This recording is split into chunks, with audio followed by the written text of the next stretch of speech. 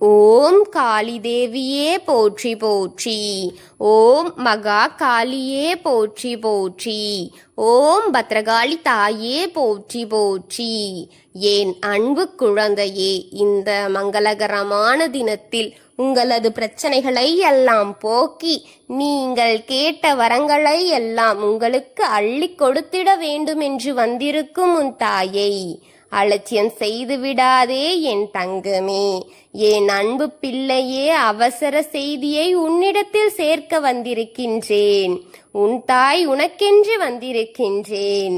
இந்த செவியை உன்னிடத்தில் இல்லாமல் வேறெங்கோ வைத்துக்கொண்டு இந்த வாக்கை கேட்டுக்கொண்டிருக்காதே.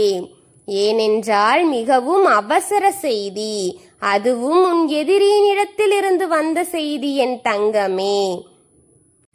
அந்த செய்தியை நீ கேட்கவில்லை என்றால் அவனோடு உன்னை அழைத்து செல்ல காத்திருக்கின்றான் என் பிள்ளையே. நான் சொல்வது உனக்கு புரியாது என்று நினைக்கின்றேன். தெளிவாக சொல்கின்றேன், இதை முழுமையாக கேள் என் தங்கமே.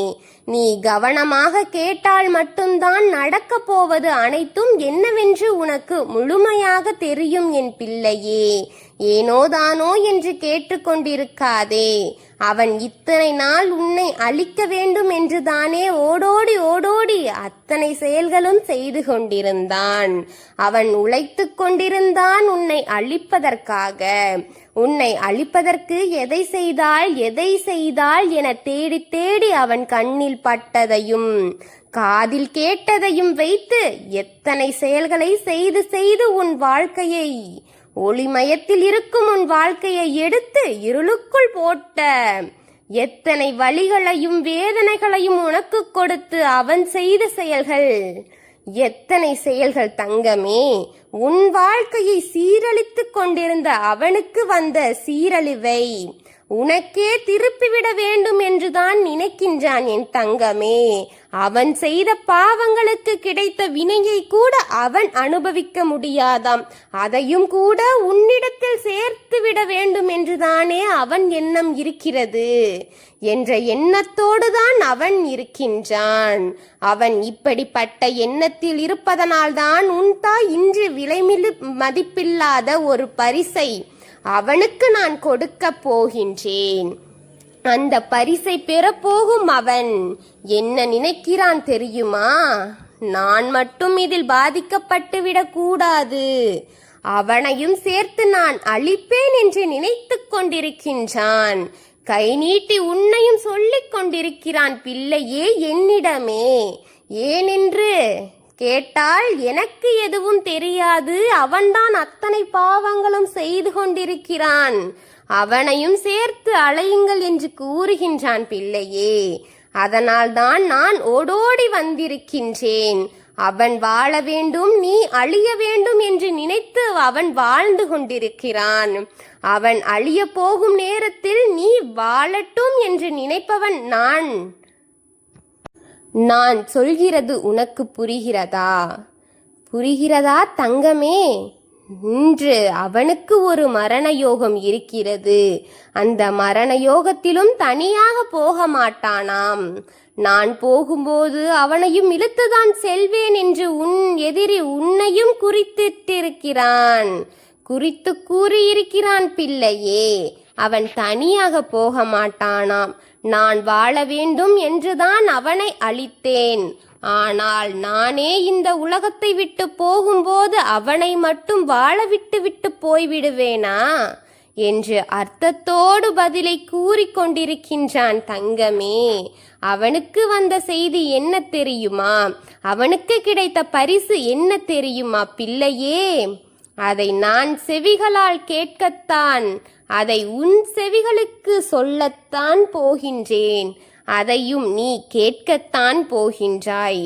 ஒருவரின் இல்லத்தை ஒருவரின் உள்ளத்தையும் கெடுத்தால் என்ன நடக்குமோ, அவனுக்கு என்ன கிடைக்குமோ?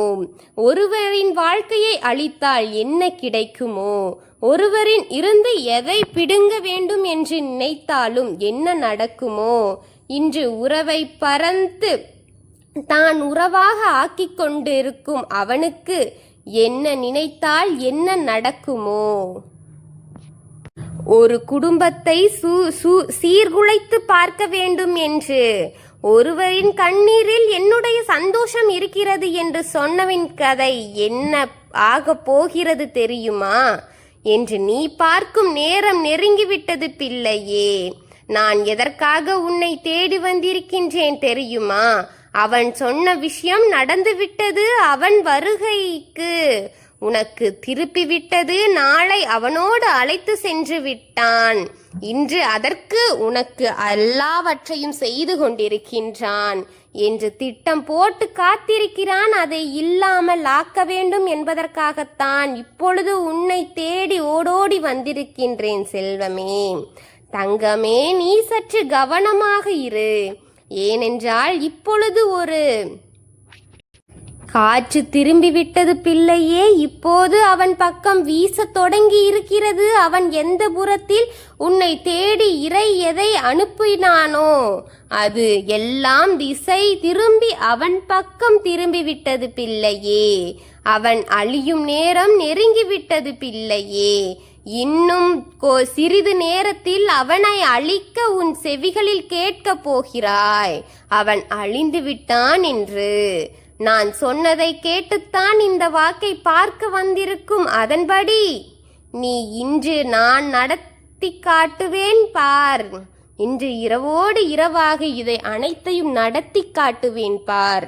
உன் எதிரியை அழிக்கும் நேரத்தை உன் கண்ணிலும் உன் செவியிலும் காட்டத்தான் போகின்றேன். நீ பார்க்கத்தான் போகின்றாய், கேட்கத்தான் போகின்றாய் பிள்ளையே. பார், அழிய போகிறான், சந்தோஷப்படு. உன்னை நிர்மூலமாக்க வேண்டும் என்று நினைத்தவன் இல்லாமல் போகப் போகிறான், சந்தோஷப்படு. அவனுக்கு நான் கொடுக்க போகும் தண்டனையை இன்னும் 24 மணி நேரத்தில் பெறப்போகின்றான். அது நடந்து தீருவது சாத்தியம் பிள்ளையே. நாளை விடியலில் இவன் இருக்க மாட்டான் என்ற செய்தியே உன் செவிக்கு வரும். நீ அதை பெறுவாய் என் தங்கமே. சந்தோஷமாக நாளை இந்த செய்தியை உன் செவிகளால் கேட்கப் போகிறாய். நான் அவனுக்கு கொடுக்கும் தண்டனையை 100க்கு 100 அவன் பழிக்க வைப்பேன் தங்கமே. நம்பிக்கையோடு உன் எதிரியை அழித்துவிடு தாயே என்று சொல்லி என்னை வணங்கு தங்கமே.